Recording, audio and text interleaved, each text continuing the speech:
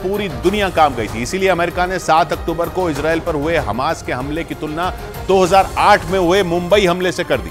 अमेरिकी विदेश मंत्री एंटनी ब्लिंकन ने संयुक्त राष्ट्र सुरक्षा परिषद की बैठक में इजरायल पर हमास के हमले को मुंबई पर हुए आतंकी हमले जैसा बताया और दो टूक बोल दिया कि इजरायल पर हमास के हमले को किसी भी लिहाज से सही नहीं ठहराया जा सकता, क्योंकि 7 अक्टूबर को हमास के लड़ाकों ने इजरायल में घुसकर कत्लेआम मचाया था।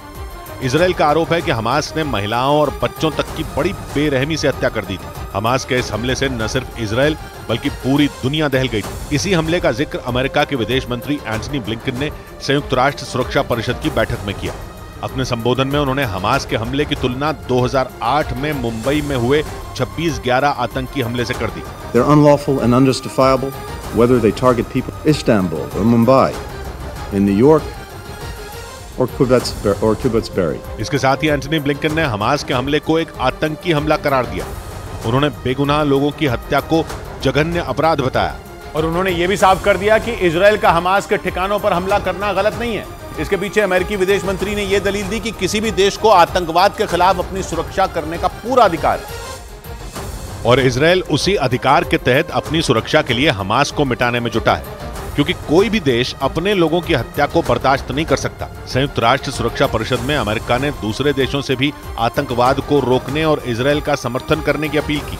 अपने संबोधन में एंटनी ब्लिंकन ने पाकिस्तान के आतंकी संगठन लश्कर-ए-तैयबा का जिक्र किया।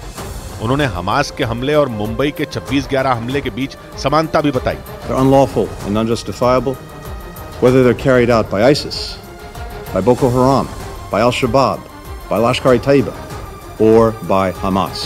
मतलब अमेरिका ने साफ कर दिया कि आतंकवाद को किसी भी सूरत में बर्दाश्त नहीं किया जाएगा।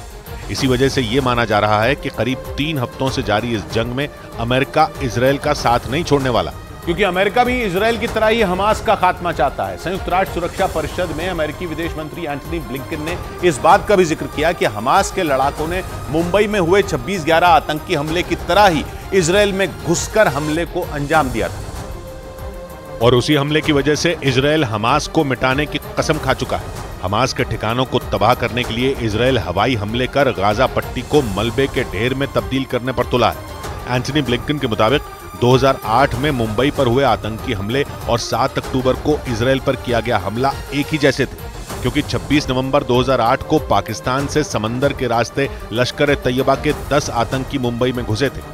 मुंबई में दाखिल होने के बाद आतंकियों ने भीड़ भाड़ वाली जगहों पर गोलियां चलाकर कई लोगों की हत्या कर दी थी। इसके बाद वो मुंबई के ताज होटल में घुस गए थे। हालांकि करीब 60 घंटों तक चले ऑपरेशन के बाद लश्कर के आतंकियों को ढेर कर दिया गया था, जबकि कसाब नाम के आतंकी को जिंदा पकड़ लिया गया था। लेकिन पाकिस्तान से आए लश्कर-ए-तैयबा के उन आतंकियों ने मुंबई में कोहराम मचा दिया था। उन्होंने न सिर्फ ताज होटल में तांडव किया था, बल्कि शहर की कई दूसरी जगहों को भी निशाना बनाया था, जिससे पूरा देश हिल गया था। लश्कर के इस हमले से न सिर्फ हिंदुस्तान बल्कि पूरी दुनिया दहल गई थी। उस आतंकी हमले में 166 लोगों की जान गई थी, जिनमें 6 अमेरिकी नागरिक भी शामिल थे। और अमेरिकी विदेश मंत्री एंटनी ब्लिंकन के मुताबिक ठीक मुंबई हमले की तरह ही हमास के लड़ाकों ने भी 7 अक्टूबर को इजरायल में घुसकर हमले को अंजाम दिया। गाजा पट्टी से घुसे हमास के लड़ाकों ने इजरायल के कई इलाकों पर एक साथ धावा बोला था और उन लोगों ने भी लश्कर के आतंकियों की तरह बेगुनाह लोगों को छलनी कर दिया, जिससे वहां तबाही मच गई थी।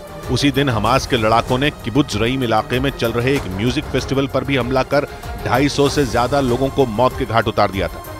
इसीलिए अमेरिका का दावा है कि मुंबई पर लश्कर के हमले की तरह ही हमास के लड़ाकों ने भी इजरायल में अटैक किया था।